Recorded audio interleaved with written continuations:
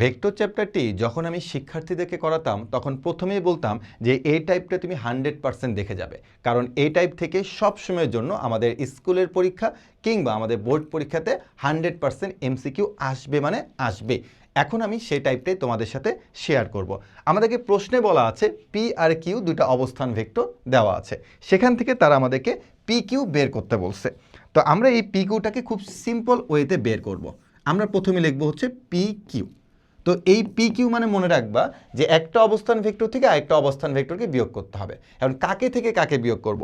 মনে রাখবা যে আমাদের পরে যেটা অবস্থান ভেক্টর আছে এটা থেকে আমরা প্রথম অবস্থান ভেক্টরটাকে জাস্ট বিয়োগ করে দেব। প্রশ্ন যদি কখনো আমাদের কিউ পি থাকতো তাহলে আমরা বলতাম হচ্ছে পি থেকে কিউকে বিয়োগ করতে হবে। ঠিক আছে, একদম সিম্পল। তাহলে চলো আমরা এখন এটাকে বিয়োগ করে ফেলি। যে কিউ হচ্ছে আমাদের কোনটা দেখো, 2a মাইনাস হচ্ছে বি, এটা হচ্ছে আমাদের যে কিউ। আর পি কোনটা? পি হচ্ছে এটা।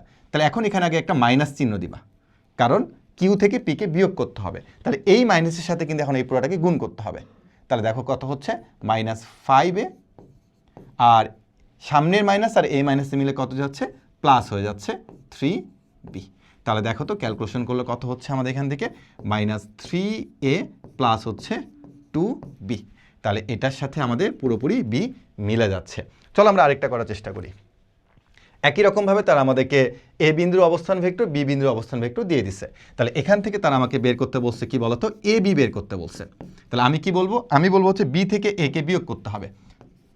বি হচ্ছে এটা, এ হচ্ছে এটা। তাহলে আমি বলবো হচ্ছে A minus twice B minus twice A মাইনাসে মাইনাসে প্লাস। ওকে, তাহলে আমাদের এখান থেকে আসছে হচ্ছে মাইনাস এ ভেক্টর আর হচ্ছে মাইনাস বি ভেক্টর। তাহলে আমাদের অ্যান্সার কোনটা? আমাদের অ্যান্সার হচ্ছে বি নাম্বার, তাই না?